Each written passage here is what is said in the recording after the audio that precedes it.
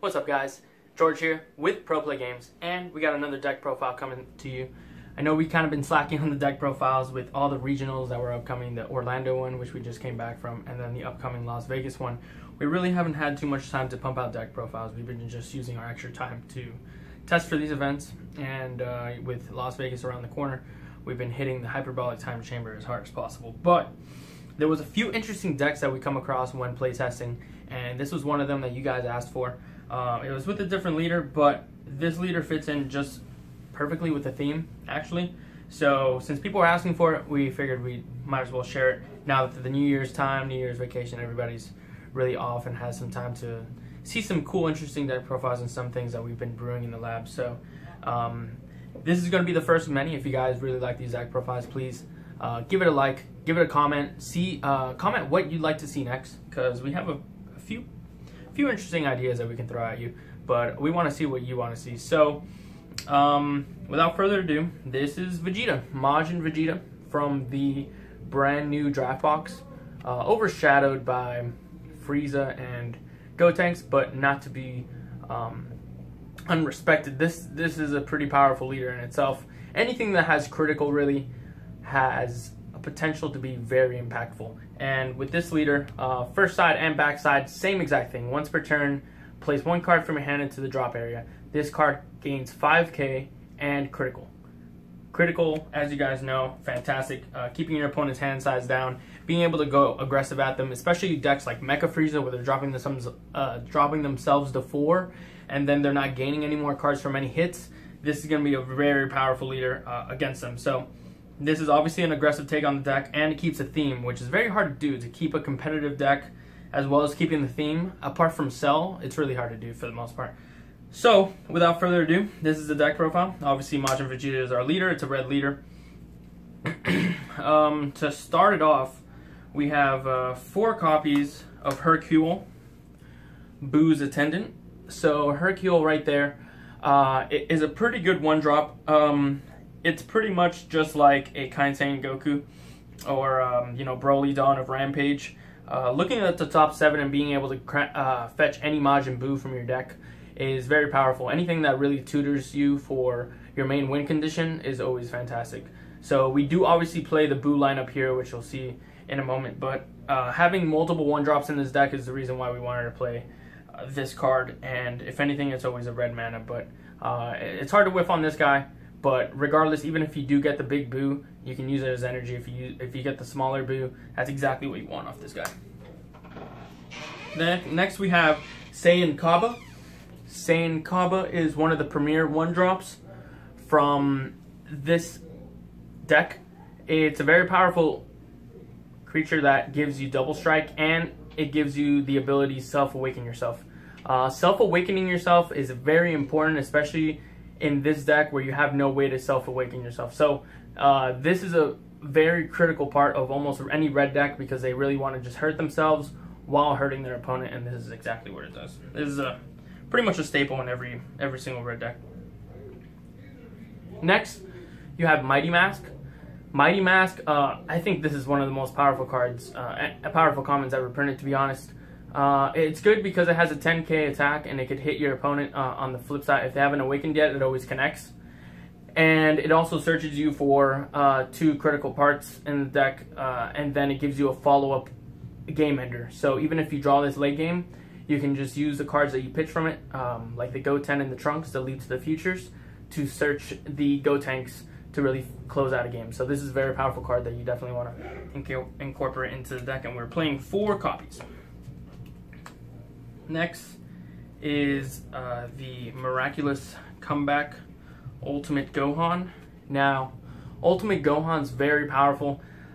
This card has the ability to finish games, and in this deck, this is the primary reason why you're playing this deck. Now, with a lot of people running around with blockers and all that stuff, you know, Whis the Sacred Guard and other things of the like, this card is really good at just finishing them off.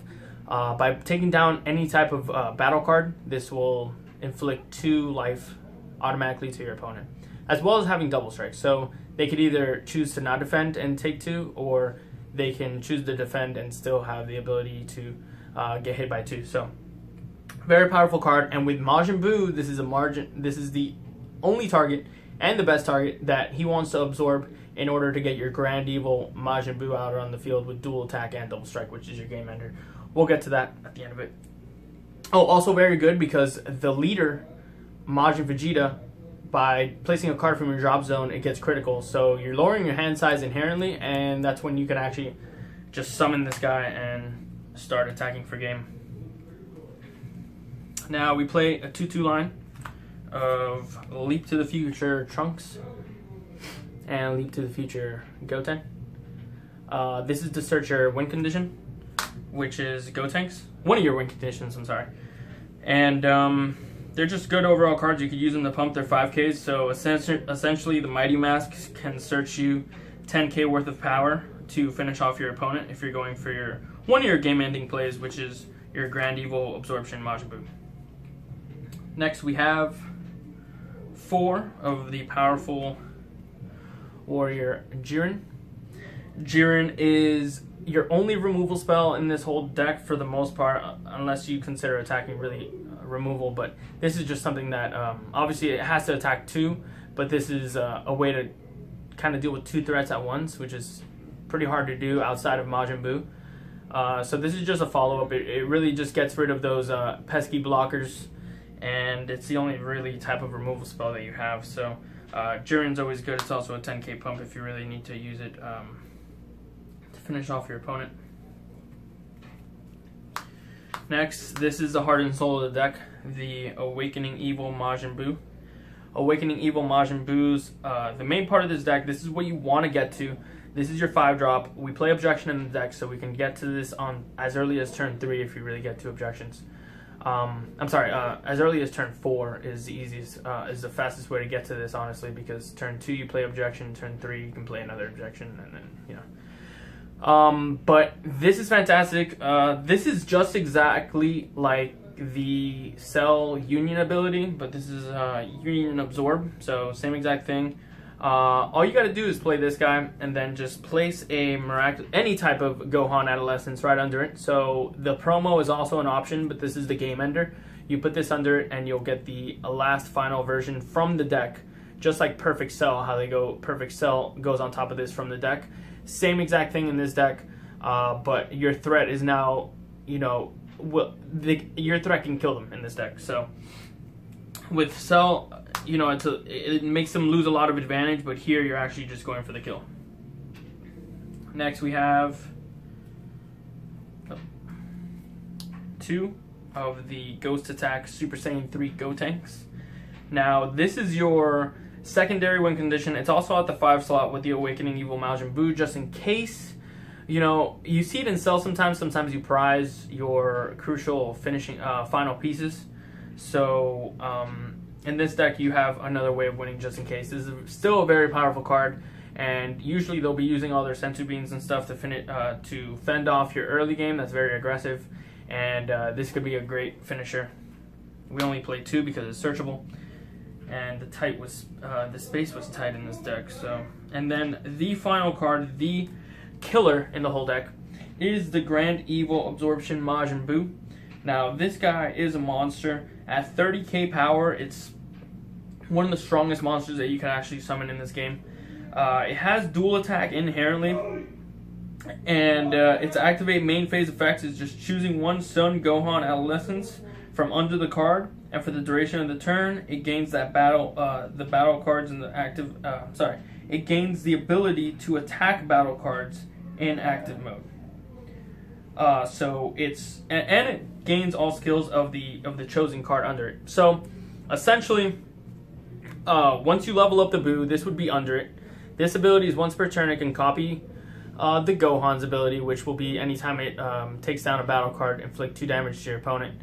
And this will already have dual attack. So this will have dual attack, double strike, as well as dealing the damage every time that it hits or takes down a battle card. So essentially, you can swing for 4 life with this guy if you attack like an Unrested Majin Buu, the Energy Boosted Majin Buu, a Bulma, you know, all those 1-drops that people love leaving out on the field as defensive maneuvers at the end of the game, this really punishes them because you have a 30k now swinging at a 5k. If you do the math, you need at least 5 different 5ks. So it really just depletes all your opponent's resources if they don't want to just lose the game on the spot. Now with Mecha Frieza, because they dropped themselves down 4, 2 swings with this is just game. So this is a very powerful card if they don't have Cold Bloodlust. If they do have Cold Bloodlust, that's a 30k body still hitting you. And then next turn, it's game over to them because they can't even Cold Bloodlust or Crusher Bar or do anything. They just have to take it. Now, to round it out, this is an obvious one. The Divine Aid Vados. This is just the 10k for red leaders. Because we are playing Majin Vegeta, we need to play those. Now, we did choose to incorporate the blue package in this deck. I think any competitive deck, if you want to choose to be competitive, because of the power level of Sensu Bean, Objection, it's just much easier to play your deck. And usually when you see the first blue card in this deck, you want to charge it so that every other blue card in your deck becomes active. And you only play 3 different blue cards in this deck, so you could probably guess which ones they are. But it's Sensu Bean. Sensu Bean, just premier deck, a premier card. It really helps you not lose to the Super Saiyan 3 Gotenks. And it's just very good for untapping energy and saving you for a turn. It usually makes your opponent pass a turn. Fantastic card. And then we play... Let me put these over here.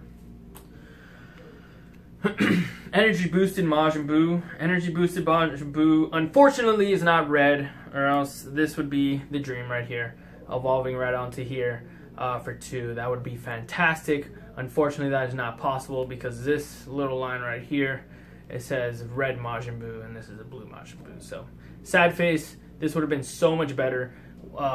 Turn 1, turn 2, put Gohan under it. You know, it would have been insane. So hopefully we get a 1-drop red Majin Buu in the future.